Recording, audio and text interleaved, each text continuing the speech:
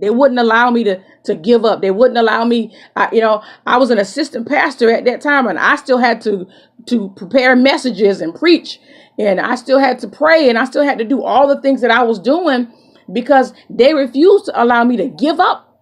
And I'm so thankful, so thankful, and it is so important to get counseling. I mean, I had lots of counseling. People nowadays want to shy away from counseling, think that that's some bad taboo.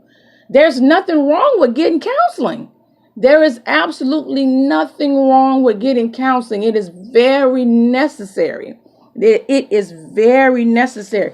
I remember lying on the floor one morning at work, in my office on the floor. Like I said, I often had to get away just to pray and just crying out to God and saying, Lord, what is it? What's wrong with me? Because I felt like, I know what it was like to be in that place with God. I know what it was like to feel his presence. I know what it was like to have his peace.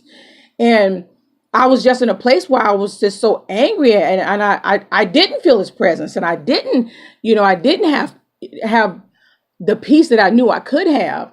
And I remember specifically just literally laying on the floor on my face, crying, saying, God, please help me. Please help me. Why is this so hard? Why am I in this place? Why can't I get, close to you? Like I said, I know what it was like to be in that place. And he said just as clearly to me, he said to me, because to you, I'm just another man that hurt you and just another man you don't trust. And that I will never forget that for the rest of my life, because I had gotten to a point, and I realized at that particular moment, I had gotten to a point in my life where I was so angry and so bitter, still trying to get through the process, still trying to get through life. But I was so angry and I was so bitter and I was still so hurt. And I was, what they say, I was like stroking the pain. It was like, sometimes I think we feel like if we hold on to the pain, we don't let it go, and we hold on to unforgiveness, that's going to hurt the other person. But that's not how it works. It's like drinking poison and expecting somebody else to die.